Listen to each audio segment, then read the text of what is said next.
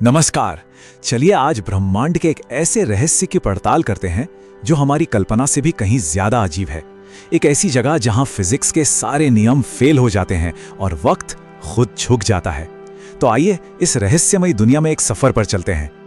तो इसका जवाब है एक ब्लैक होल। और नहीं, ये कोई साइफाई फिल्मों की कहानी नहीं है, बल्कि हमारे ब्रह्मांड की एक हकीकत है।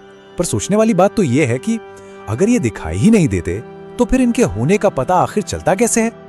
असल में ब्लैक होल को सीधे सीधे देखना नामुमकिन है। क्यों?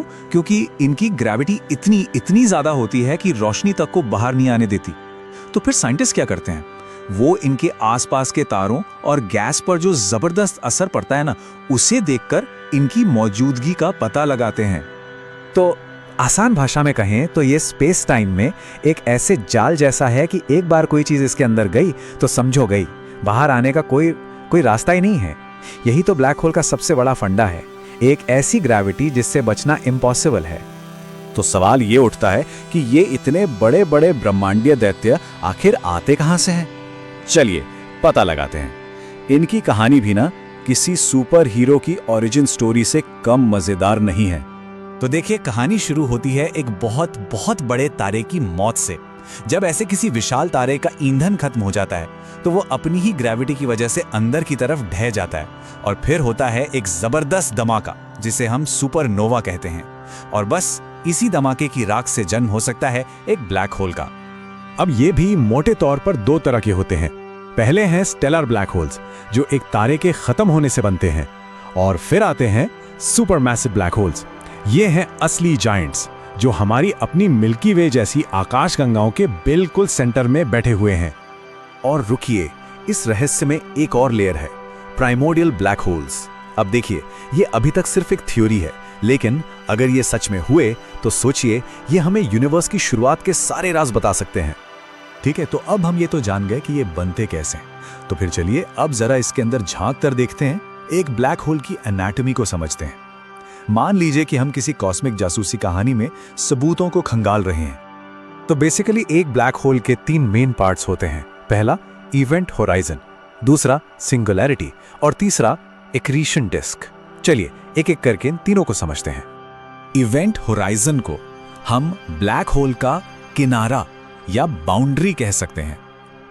ये वो लाइन है जिसे अगर किसी ने पार कर लिया तो वापसी का कोई रास्ता नहीं। ये है असली पॉइंट ऑफ नो रिटर्न। और फिर इसके बिल्कुल सेंटर में है सिंगुलैरिटी।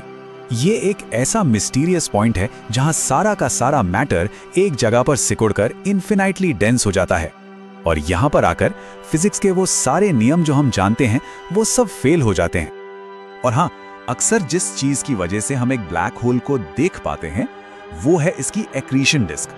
ये असल में गैस और धूल का एक घूमता हुआ गोला है जो ब्लैक होल में समाने से ठीक पहले इतना ज्यादा गर्म हो जाता है कि चमकने लगता है, और इसी चमक से हमें इस अदृश्य चीज का सुराग मिलता है। तो अब जरा एक सिचुएशन इमेजिन करते हैं। क्या होगा अगर कोई चीज एक ब्लैक होल के बहुत बहुत ज्यादा करीब चली जाए? यहां से चीजें थोड़ी डरावनी होने लगती हैं। कल्पना कीजिए, कोई चीज है जो इसके अंदर गिर रही है। आइंस्टाइन की थियरी ऑफ रिलेटिविटी के हिसाब से बाहर से देखने वाले के लिए वक्त धीमा होता जाएगा, इतना धीमा कि वो लगभग रुक सा जाएगा। और उस चीज का क्या होगा जो अंदर जा रही है? उस पर ग्रेविटी का खिंचाव इतना जबरदस्त होगा कि वो चीज खिंचने लगेगी, बिल्कुल स्पैगेटी की तरह। और ये कोई मजाक नहीं है, साइंटिस्ट सच में इस इफेक्ट को स्पैगेटिफिकेशन कहते हैं। ये एक परफेक्ट एग्जांपल है कि ब्लैक होल के पास आकर फिजिक्स के नियम कितने अजीब हो सकते हैं। लेकिन ब्लैक होल सिर्फ चीजों को निगलने वाले दैत्य नहीं है। नहीं, इनका ब्रह्मांड में एक बहुत बड़ा मकसद है। तो आखिर ये हमारे लिए इतने जरूरी क्यों है?